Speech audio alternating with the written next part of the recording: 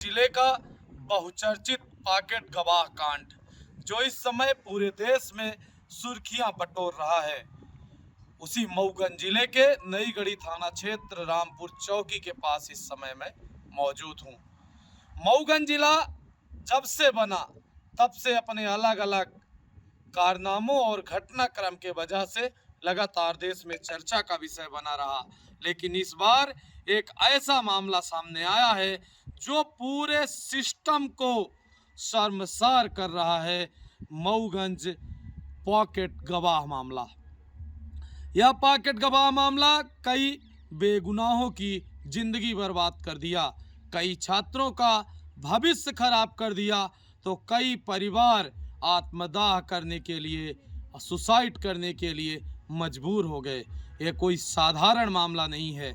नईगढ़ी थाना के उस समय के तत्कालिक थाना प्रभारी जगदीश ठाकुर ने एक ऐसी साजिश रची जिसने कई घरों की जिंदगियां बर्बाद कर दी। उनका पर्सनल ड्राइवर अमित कुशवाहा लगभग 150 से ज्यादा मामलों में गवाह बना और फर्जी एफआईआर की मनगढ़ंत कहानियां रची गई।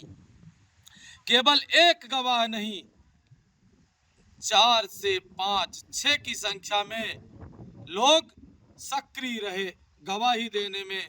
और जो पोर्टल से डाटा मिला है 150 से ज्यादा, उसमें और अगर पूरे नईगढ़ी थाना और लौर थाने में जगदीश ठाकुर के कार्यकाल की बात की जाए तो अनुमान लगाया जा रहा है कि लगभग 1000 से ज्यादा एफआईआर इस तरीके की गई है। इस पूरे मामले का आवेदन जब अगस्त क्रांति मंच के संयोजक कुंज बिहारी तिवारी ने मऊगंज पुलिस अधीक्षक, रीवा आईजी समेत तमाम पुलिस विभाग के वरिष्ठ अधिकारियों को सौंपा, तब कहीं जाकर जगदीश ठाकुर को लाइन हाजिर किया गया। लेकिन लाइन हाजिर कर देने से क्या उन बेगुनाहों को न्याय मिल जाएगा जिनके खिलाफ कूट रची साजिश कर पॉकेट गवाह बनाकर एफआईआर की गई? क्या उन परिवारों को न्याय मिल पाएगा जिनके बच्चे आज नौकरी से वंचित हो गए? ये सवाल तो मध्य प्रदेश के मुख्यमंत्री मोहन यादव से है, क्योंकि गृह विभाग डॉक्टर मोहन यादव के पास है और इसका जवाब वही दे सकते हैं। लेकिन यह जो पूरा मामला है आज पूरे देश में चर्चा का विषय बना हुआ है।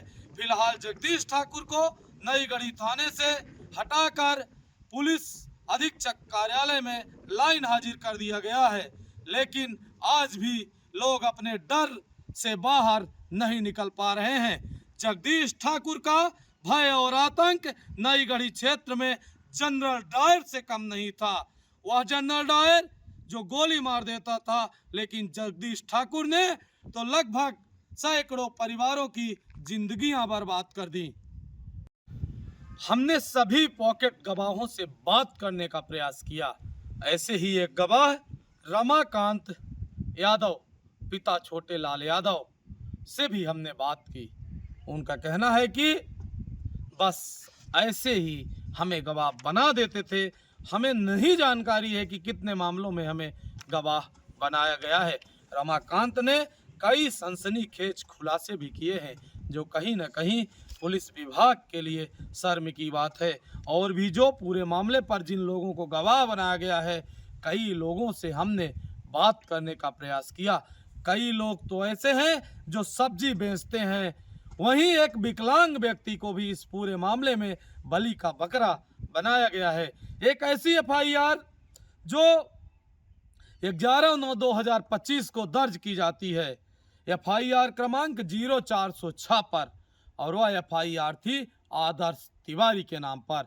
जिस एफआईआर में बात करें तो एक ऐसा युवा जो सतना से कॉलेज की एग्रीकल्चर की पढ़ाई कर रहा था और एजी कॉलेज में पढ़ाई करते करते उसे बलि का बकरा बना दिया गया। जगदीश ठाकुर ने अपने पूरे जो उनका सिंडिकेट था उसके जाल में आदर्श तिवारी को फंसाया और उसके ऊपर कूट रचित एफआईआर कर उस बच्चे की जिंदगी बर्बाद करने का काम किया, वो आदर्श तिवारी भी हमारे साथ इस समय मौजूद हैं।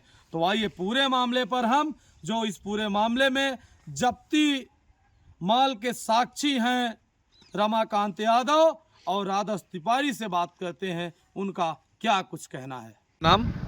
आदर्श त्रिपाठी। आपके ऊपर भी एक मामला कायम किया गया था, क्या कहना चाहते हैं? सर हमारा कहना ये है कि जिस तरह से पॉकेट गवाहों को आप देख ही रहे हैं कि नई गढ़ी के अंदर 500 मामलों में किस तरह से कितने बेगुनाहों को फंसाया गया, उसी तरह हमको भी फंसा दिया गया है। तो ये पॉकेट गवाह के शिकार आप भी हो गए हैं जी।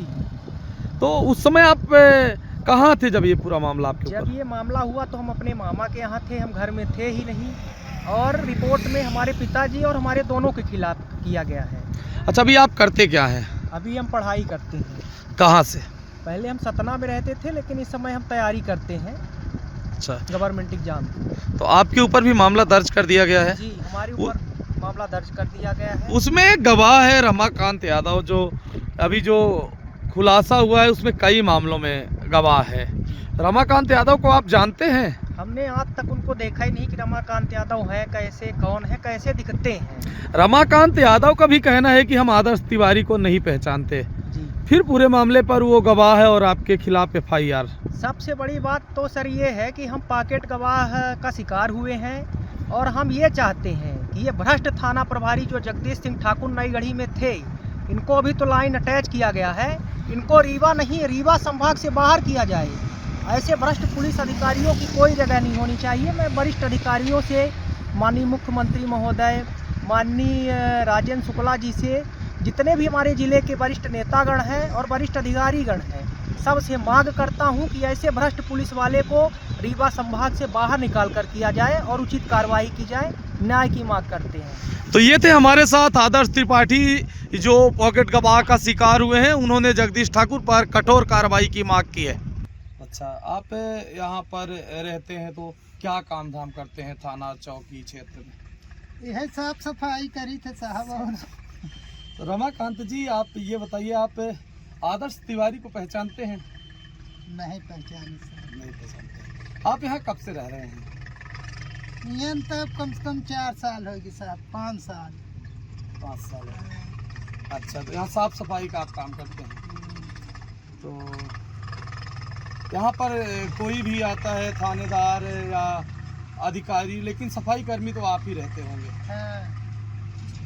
एक मामला इस समय सुर्खियों में है पॉकेट गवाह का, जिसमें कुछ जगह आपका भी नाम देखने को मिल रहा है। तो ये जब घटनाएं घटित होती हैं तो आप वहाँ पर मौजूद रहते हैं?